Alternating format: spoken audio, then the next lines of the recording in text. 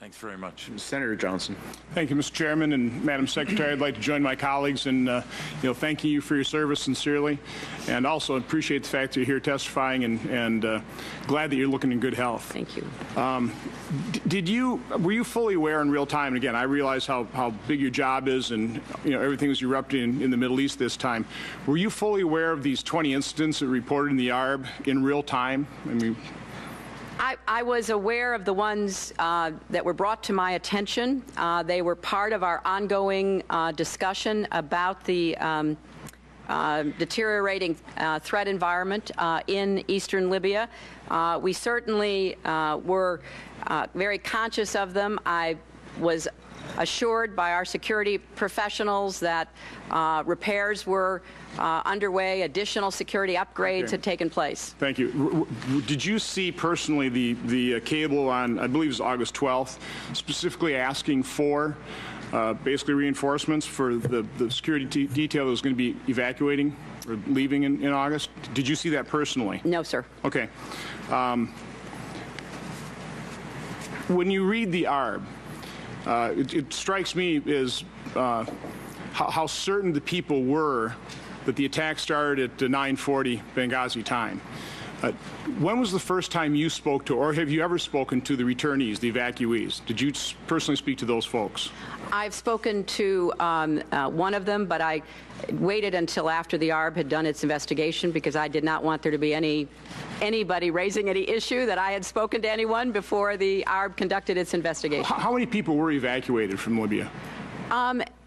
Well, the numbers are a little bit hard to pin down because of our other friends, approximately 25 to 30. Did anybody in the State Department talk to those folks very shortly afterwards? There was discussion going on afterwards, but once the investigation started, the FBI spoke to them before we spoke to them. And so other than our people in Tripoli, which I think you're talking about Washington, right? Yeah, the point I'm making is a very simple phone call to these individuals I think would have ascertained immediately that there was no protest prior to this. I mean, this attack started at 9:40 p.m. Benghazi time, and it was an assault. And I appreciate the fact that you called it an assault. But I mean, I'm going back to then Ambassador Rice, 5 days later, going to the Sunday shows, and what I would say purposefully misleading the American public.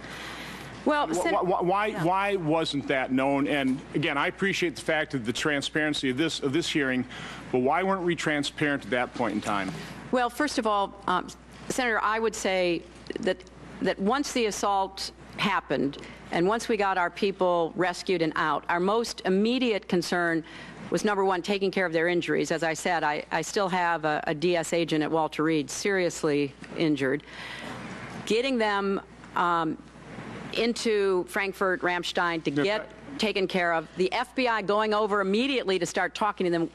We did not think it was appropriate for us to talk to them before the FBI conducted their interviews. So, and we did not, I think this is accurate, sir, I certainly did not know of any reports that contradicted the IC talking points at the time that Ambassador Rice went on the TV shows. And, you know, I just want to say that, you know, people have accused Ambassador Rice and the administration of, you know, misleading Americans.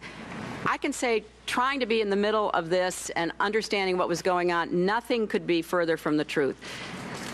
Was information developing? Was the situation fluid? Would we reach conclusions later that weren't reached initially? And I appreciate the... Madam Secretary, do you disagree with me that a simple phone call to those evacuees to determine what happened wouldn't have ascertained immediately that there was no protest? I mean, that was a piece of information that could have been easily obtained. Well, but Senator, within hours, if not days. Senator, you know, when you're in these positions, the last thing you want to do is interfere with any other process going on. I realize that's a good excuse. Number two, well, no, it's the fact. Number two, I would recommend highly you read both what the ARB said about it and the classified ARB, because even today there are questions being raised. Now, we have no doubt they were terrorists, they were militants, they attacked us, they killed our people. But what was going on and why they were doing what they were doing? No. Again, we were misled that there were supposedly protests and then something sprang out of that, an assault sprang out of that. And that was easily ascertained that was not the fact. And the American people could have known that within days, and they didn't know that. With all due respect, the fact is we had 4 dead Americans. Was it because of a protest, or was it because of guys out for a walk one night who decided they'd go kill some Americans? What difference at this point does it make? It is our job to figure out what happened and do everything we can to prevent it from ever happening again, Senator. Now, honestly, I will do my best to answer your questions about this, but the fact is that people were trying in real time to get to the best information. The IC has a process, I understand, going with the other committees to explain how these talking points came out. But, you know, to be clear, it is, from my perspective, less important today, looking backwards, as to why these militants decided they did it, than to find them and bring them to justice, and then maybe we'll figure out what was going on in the meantime. Okay, thank you, Madam Secretary. Senator Shaheen. Thank you very much, Secretary Clinton.